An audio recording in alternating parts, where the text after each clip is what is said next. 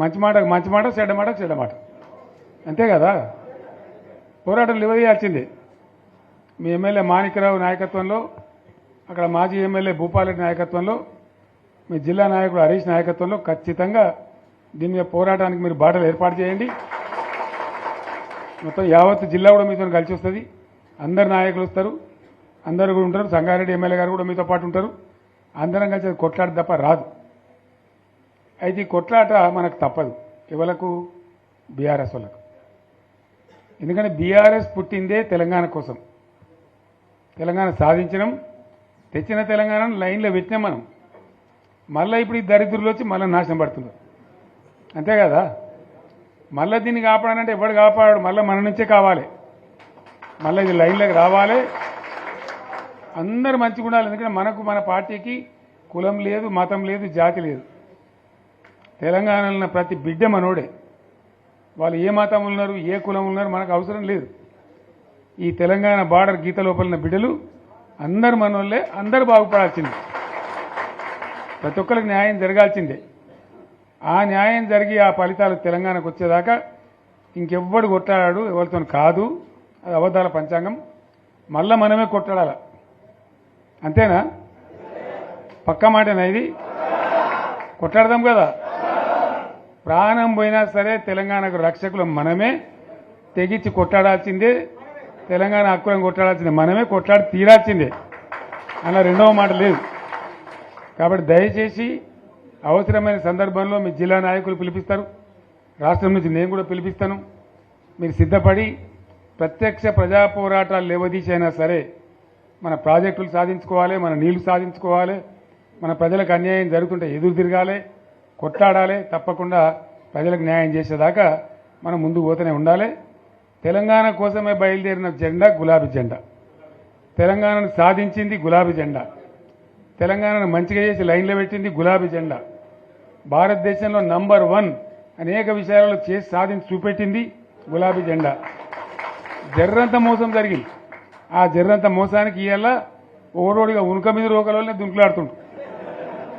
అంతే కదా. ఎందుకు వానికి దాని కూడా ఏమేమో మాట్లాడుతుండు. సరే, నేను గంభీరంగా మౌనంగా చూస్తున్నా. నేను కొడితే వట్టి కొట్టు నాకు అలవాట్లేదు కదా. నేను వెళ్ళినా అంటే మళ్ళీ భూకంపం పుట్టాలిగా. చూద్దాం ఎక్కడి దాకా చేస్తారో, వీళ్ళ కథ ఏందో చూద్దాము.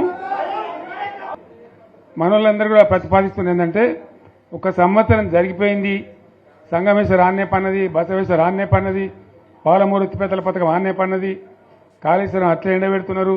ఇవన్నీ అన్యాయాలని. కాబట్టి ఫిబ్రవరి నెలాఖరులో ఒక పెద్ద బహిరంగ సభ పెట్టాలి, వీళ్ళ కథ చూడాలి అనేది జరుగుతూ ఉంది. కాబట్టి మీరు కూడా పెద్ద ఎత్తున దయచేసి ఆ సభకు కదిలి రావాలి. అంత దూరమే ఉండదు. తెలంగాణ శక్తి ఏందో మరొకసారి చూపించి వీళ్ళ మెడలు వంచి ఇప్పుడు సాధించాలి. భవిష్యత్తు కోసం కూడా కొట్టాడకు మనం సిద్ధంగా ఉండాలి. ₹1,00,00,000 భూమి ఇప్పుడు 50 లక్షలు కాడికి వెళ్ళాడు.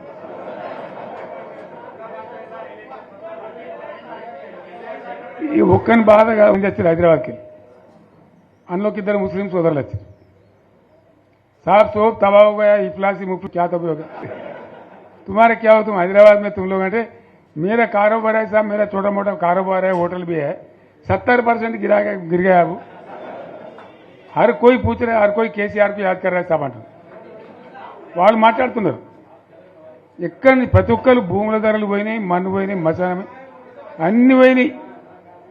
ఎంత మంచిగా 4 ఎకరాల రైతు నేను 4 కోట్ల ఆసామని అనుకుంటుండే. అంత ధీమా ఉండే, ఎంత బాగుండే. హైదరాబాద్ నుంచి అడిగితే కూడా వచ్చి మనం ఇవ్వకపోదాం భూములు, డిమాండ్ పెరగానని. అంత బ్రహ్మాండంగా మారుమూల ప్రాంతంలో కూడా 40 లక్షలు 50 లక్షలు ఎకరానికి ఉండే. అటువంటిది సగానికి సగం పడిపోయి మొత్తం నాశనం చేశారు. వీళ్ళని ఇట్లే వదిలిపెడితే ఇంకింత నాశనం అవుతుంది. కాబట్టి మనం కొట్లాడాల్సిందే. నేను ఇంకొక మాట మీకు చెప్తా. ఎలక్షన్లలో నేను మస్తుగా చూసిన 50 ఏళ్లలో పార్టీలు గెలితాయి, ఓడతాయి. ఇంత మాయలు మీ ఏడాది లోపలనే కాంగ్రెస్ పార్టీ దొరికితే కొడతాం రాని అంత కోపంలో